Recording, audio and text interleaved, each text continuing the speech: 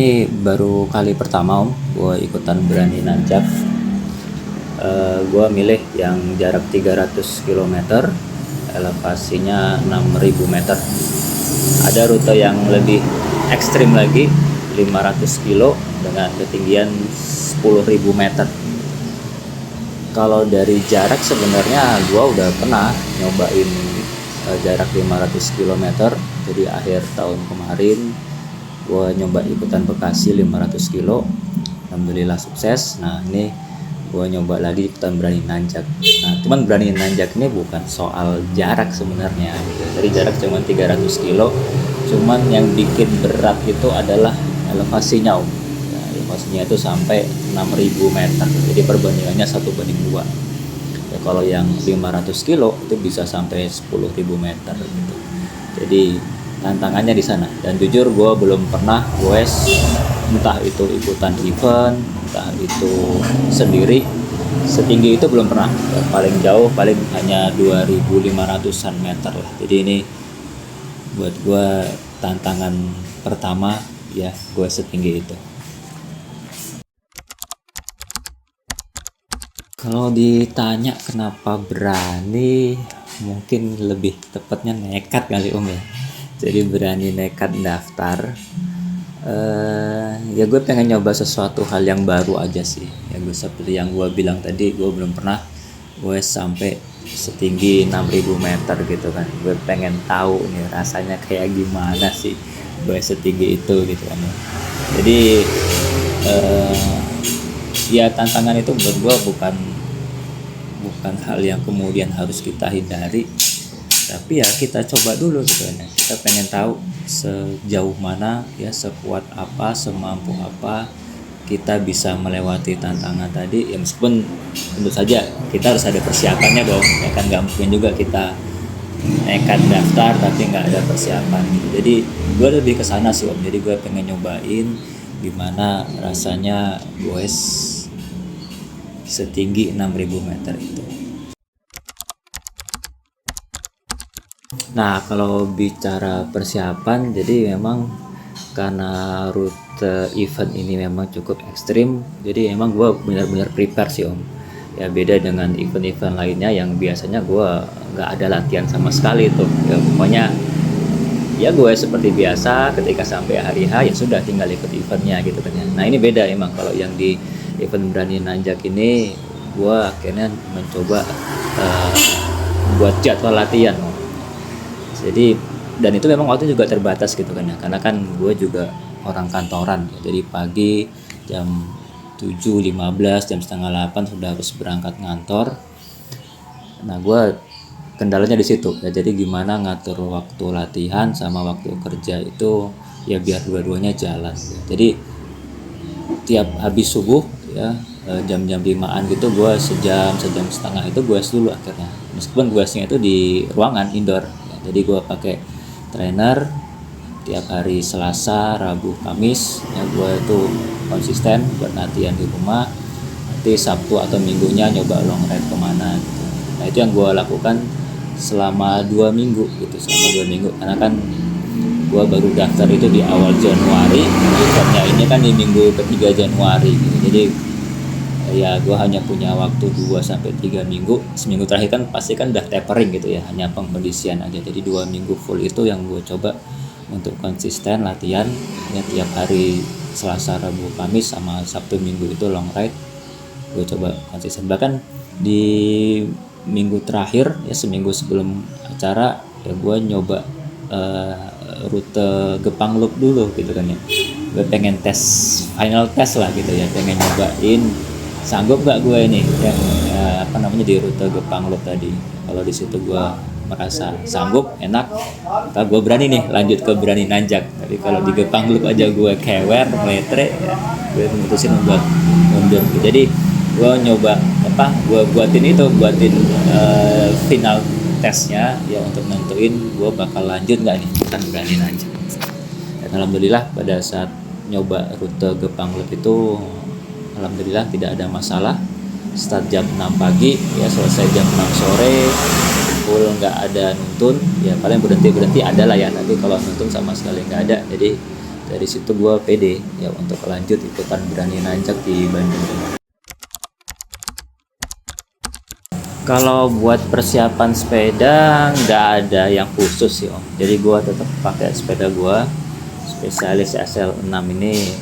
Jadi ini sepeda buat segala macam rute ya, karena cuma satu-satunya sepeda om gitu. Jadi gue mana-mana ya pakai ini. Cuman beda di wheelsetnya aja ya. Jadi gue kemarin pada saat ikutan berani nanjak bukan pakai wheelset yang ini, tapi wheelset yang satu lagi yang profil 30 cm ya, full chrome ya, karena kan banyak nanjakannya, lebih enak, lebih ringan, lebih mudah kalau profilnya pendek gitu. Jadi gue pakai profil yang full chrome. Terus kalau sprocket sama chainring tetap ya, dari ini 50-34, sprocketnya juga 11-34 24 speed gitu. Jadi nggak ada yang gue ubah. Paling kemarin ada ketambahan saddlebag, kemudian ada frame bag ya, bidon bawa 2 gitu, jadi standar lah. Karena memang gue bawa saddlebag karena memang prepare buat nginep sih om ya. Jadi gue bawa baju set satu set baju ganti ya, kemudian juga toolkit masuk ke situ, yang lain-lainnya nggak ada masalah. Cuman memang kemarin ternyata ada satu problem om ya, kan gue pakai di Aito nih ya, di Aito kalau yang RG itu gue udah pastikan baterainya full ya, jadi sebelum berangkat ke Bandung tuh udah gue recharge lagi gitu. Nah, cuman gue gak ngecek ini baterai di drifternya ini om gitu. Jadi ternyata pada hari kedua gue goes itu sempat mati ya, dan gue waktu itu nggak nyadar matinya itu karena apa gitu kan ya. Gue pikir ada problem nih di sininya gitu kan ya. Jadi pagi ketika mau start hari kedua itu sempat mati. Ini gue ketok-ketok, alhamdulillah bisa hidup lagi gitu kan. Nah ketika selesai event, gue masukin ke bengkel, ke Rodaling, barulah dikasih tahu sama mekaniknya, Pak ini drifternya baterainya udah habis ternyata. Untung aja habisnya udah di sini gitu kan ya, bukan pada saat ikut event. Kalau habisnya pada saat ikut event, wah bakal susah buat gue ya. Oke, kalau bicara hari hanya itu kan eventnya hari Sabtu startnya. Jadi yang teman-teman yang ikutan rute 300 itu startnya hari Sabtu, sedangkan yang 500 itu hari Jumat. Nah, gue kan ikutan di hari Sabtu. Jadi gue berangkat ke Bandung itu Jumat sore ya, sampai di Bandung sekitar jam 5:30, langsung ambil respect di sana ya, kemudian jam 6 sorenya ikutan technical meeting dulu ya, Om Ale jelasin tuh ya rutenya kayak gimana, CP-nya kayak gimana gitu kan dan sebagainya. Gue ikut sebentar di situ sampai selesai, nggak lama, sekitar 45 menit. Setelah itu ya gue prepare sepeda gue buat persiapan besok pagi. Di hari hanya kita startnya itu jam 5:30 ya. Nah jam 5 pagi kita sudah diminta untuk ngumpul di lokasi titik start ya, untuk briefing sebentar dan segala macam. Pada saat start itu kondisi gerimis om. Nah, gerimis. Jadi memang kan cuaca minggu-minggu ini kan hampir tiap hari hujan ya, bahkan kalau bisa dibilang tiap hari hujan. Nah di hari startnya itu pun itu gerimis om. Ya, gerimis. Start jam 5:30 pagi gerimis. Jadi mau nggak mau pakai jaket ya. Dan ketika start itu ya gue lihat yang lain itu udah pada kencang-kencang semua gitu kan ya, sempet keder juga ini, karena kalau gue nggak berani kencang om ya, gue kan coba jaga pace ya, kalau bisa maksimal ya di zone 2 lah speednya gitu kan ya, karena kalau lebih dari itu takutnya nanti malah nggak bakal selesai nih ya. Jadi gue dari start itu mencoba sejak awal ya jaga agar gue zone 2 itu di zona 2 aja. Jadi boleh dibilang ya gue termasuk yang rombongan belakang lah, bahkan mungkin paling belakang gitu kan. Plan gue untuk hari pertama ini sebenarnya gue ngincarnya itu kalau bisa sampai kilometer 200-an 25 gitu, jadi sampai dengan tanjakan ekstrim yang pertama gitu. Jadi rencana gue memang gue sampai malam juga om ya, gue pengen nyobain jalan malam ya, tanpa menginap, walaupun berhenti mungkin berhenti di warung atau di mana lah gitu ya. Gue pengen nyobain itu sebenarnya. Jadi gue kalau di Bekasi kemarin kan ketika gue ikutan event Bekasi di malamnya itu gue nginep di hotel gitu kan. Nah di event 300 ini sebenarnya pengennya gue itu pengen lanjut aja malam ya, gue sampai malam nanti berhenti mungkin di CP2 atau di mana gitu lah ya. Cuman memang nggak kesampaian akhirnya gitu ya, jadi nggak kesampaian. Akhirnya gue hari pertama itu berhenti di jam 9 malam. Itu udah 210 km dengan elevasi gainnya sekitar 3.300 kalau nggak salah ingat gitu. Nah di hari pertama sebenarnya nggak terlalu berat sih Om ya, jadi jaraknya tadi ya gue bisa nempuh sampai 210. Kalau tanjakannya itu di hari pertama itu nggak terlalu berat juga, itu sampai KM 90-an aja nanjak ya, kayak 90-an nanjak. Setelah itu turun ya ke Sindang Barang ya, kemudian ada 20 km sampai ke Cidaun. Jadi gue nginap di Cidaun ya, jam setengah 9 malam sampai Cidaun gitu. Jadi di rute hari pertama ini alhamdulillah sih nggak ada keluh kesal ya, nggak sampai sambat, nggak sampai nyesel, nggak sampai kepikiran ngapain sih daftar kayak gini sih, nggak ada seperti itu. Jadi relatif hari pertama itu enak lah ya, tantangan. Nah cuaca juga alhamdulillah gerimisnya nggak lama jadi begitu sampai kawasan kayak yang ada portalnya gitu ya, yang hutan lindung gitu, gerimisnya selesai di situ gitu. Jadi setelah itu alhamdulillah cerah semua, panas semua. Bahkan ketika turun pun kami cuaca juga panas ya, jadi nggak khawatir licin atau sebagaimana pas segala macam gitu. Jadi cerah sampai malam itu nggak ada hujan sama sekali gitu. Jadi beda dengan yang teman-teman yang 500 km yang start hari Jumat itu, mereka bilang ketika sampai Cidaun itu hujan badai malah gitu. Nah ini alhamdulillah kami malah terang gitu. Jadi hari pertama fine aja ya, nggak ada masalah. Sepeda juga semuanya oke, nggak ada masalah. Sampai finish di istirahat lah ya di jam setengah 9 malam di Cidaun itu. Oke, nah kalau hari kedua gue udah bangun jam 3 ya, siap-siap karena memang gue prepare mau jalan itu jam setengah 4 pagi. Oke guys, hari ini sudah kita persiapkan hari kedua, sudah jam 3:10. Kita nggak berangkat jam setengah 4. Nanjak 60 km.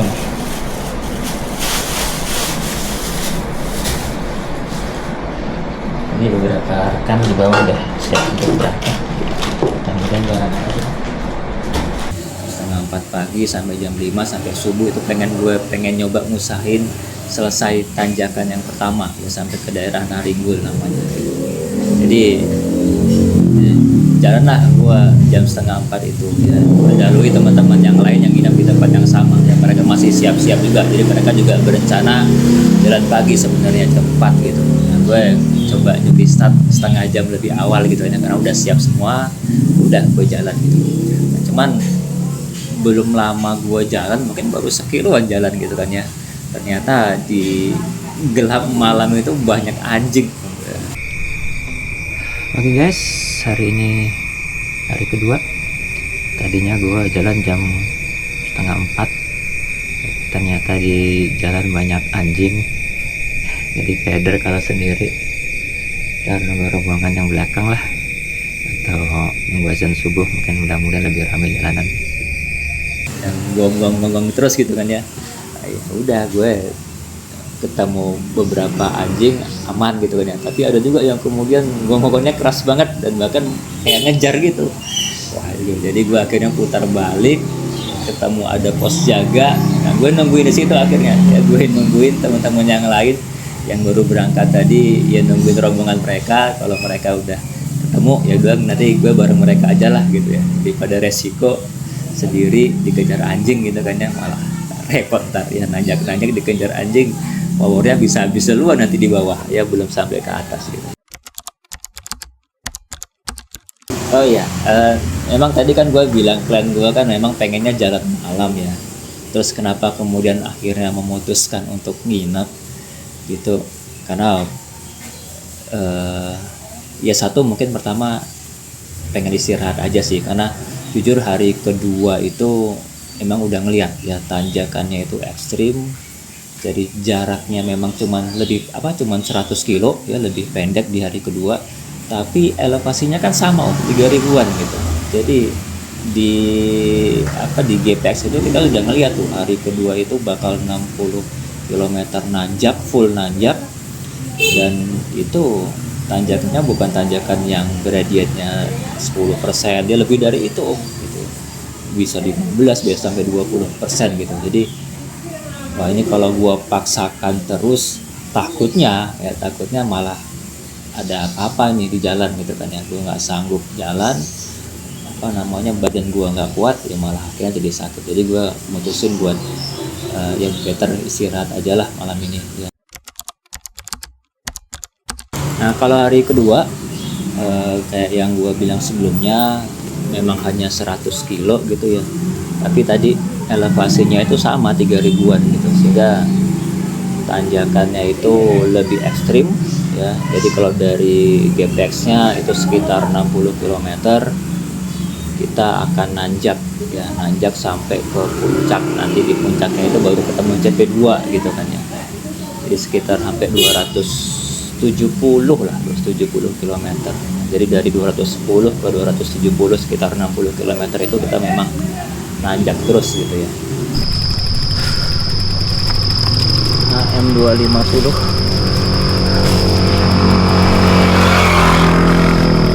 nonton gini terus guys, masih ada 6 kilo lagi. Mulai nonton aja berat.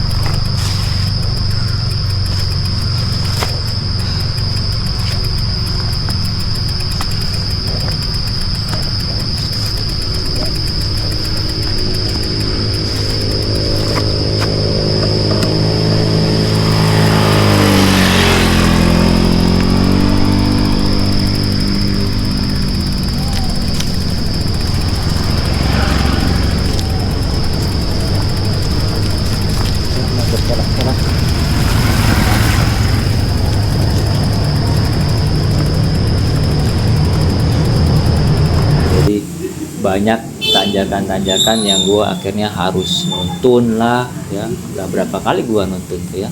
Kemudian juga entah berapa kali juga harus berhenti ya, di luar yang plan gue awalnya ya, mungkin tiap 5 km berhenti sebentar gitu. Kemudian yang menghambat juga, gue sempat ini lidah gue itu pahit banget. Jadi mau makan itu udah nggak bisa, mau minum aja banyak-banyak kayak kerasa kembung ya, kayak mau muntah malah. Dan gue udah khawatir nih, takutnya nanti kekurangan cairan, dehidrasi ya, atau malah kekurangan elektrolit, malah kram, bisa tambah lama nih finishnya gitu. Ayo Sandi, ayo istirahat dulu. 3 menit. Jadi akhirnya gue sambil baca-baca di internet ya, kenapa? Kemungkinan karena asam lambungnya naik gitu kan ya. Kalau asam lambung naik itu memang udah nggak bisa minum banyak-banyak gitu ya, nggak bisa makan banyak-banyak. Jadi caranya gimana? Caranya makan garam om. Nah itu juga mungkin pelajaran buat gue sih ke depannya, kalau bisa bawa salt stick ya. Jadi gue nggak bawa, jadi gue cuma bawa Oralit aja sama gel aja gitu kan.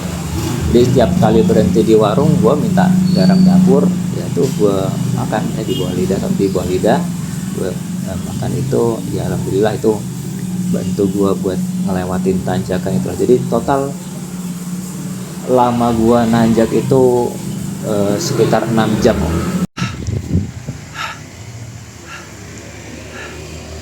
Paris.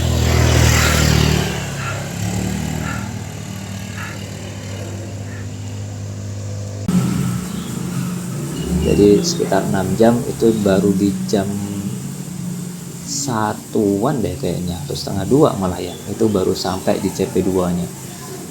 CP alhamdulillah guys, akhirnya CP2.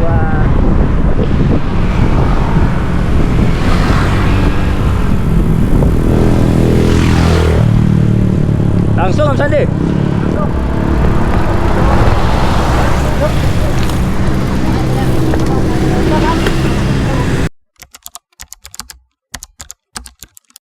Ya kalau dari CP2 ke Bandung sih udah enak sih Om, karena kan tinggal turun ya dari Ciwidey itu turun ke Bandung itu nggak ada masalah sih.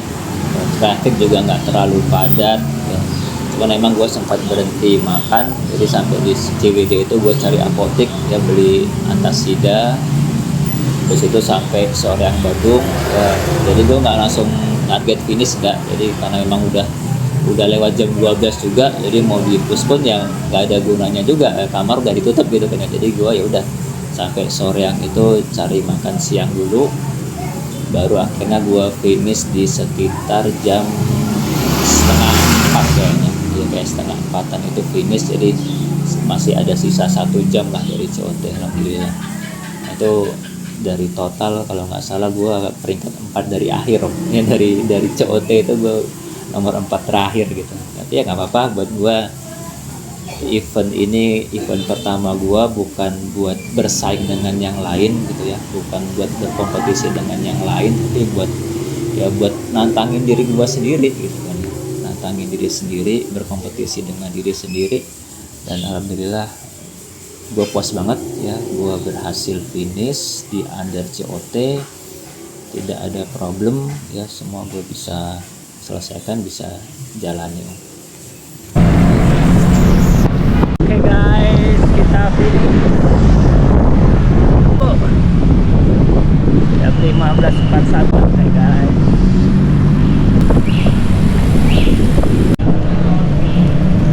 Kita jalan, jadi kayaknya mesti puter dulu dari Gitu. Alhamdulillah. Udah berapa kilometer? apa-apa, nanti scan, udah oke. Udah tulis beda dulu. Gue pengen Kamu foto dulu ya? Ya kalau momen yang berkesan itu memang hari kedua sih Om. Ya hari kedua itu full memori banget ya. Satu memang karena perihnya tanjakan ya, karena harus nanjak sedemikian tinggi. Tapi yang kedua juga view-nya luar biasa Om. Ya view-nya bagus banget. Ya view di Naringgul ya, view di Ciwidey, di Kebun Teh itu buat gua ya masya Allah banget lah ya. Bisa ikut event ini, bisa ngelihat pemandangan seindah itu, udah kayak surga dunia aja ya. Jadi kebetulan juga memang alhamdulillah banget nih ya, cuacanya juga bagus pas kami kesana itu, nggak ada hujan sama sekali gitu. Jadi cerah dari pagi, dari start itu benar-benar cerah ya, nggak ada mendung, nggak ada hujan. Jadi di Naringgul itu kita bisa lihat view sawah, sungai, bukit-bukit itu luar biasa banget. Jadi ya terbayarkan lah Om ya. Jadi nanjaknya itu nggak perih-perih amat gitu, karena kita disuguhi kanan kiri itu view yang memang luar biasa gitu. Jadi kalau ada waktu sih gue pengen lagi sih ke sana Om ya, tapi mungkin nggak pakai sepeda gitu ya, pakai motor atau pakai mobil lah. Iya kalau target ke depan Bentang Jawa belum lah Om ya, gue pengen nyobain dulu yang mungkin Audax ya, Audax yang 600 kilo kemudian 1000 kilo. Nah gue pengen nyobain itu dulu lah ya. Jadi ya Bentang Jawa mulai kepikiran sih Om ya, Bentang Jawa mulai kepikiran pengen ikut.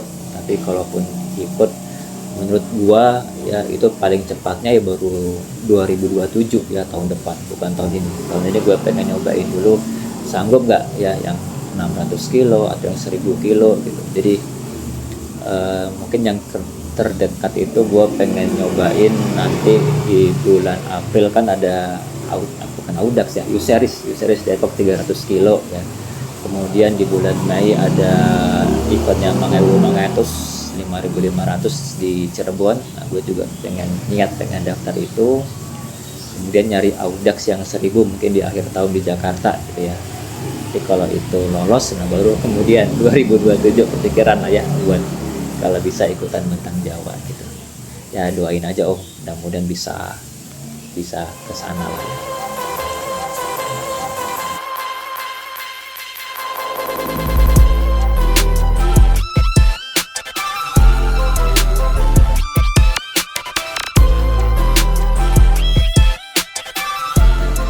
jangan kayak gitu. Sama Cek Wan dari Malaysia nih, KL.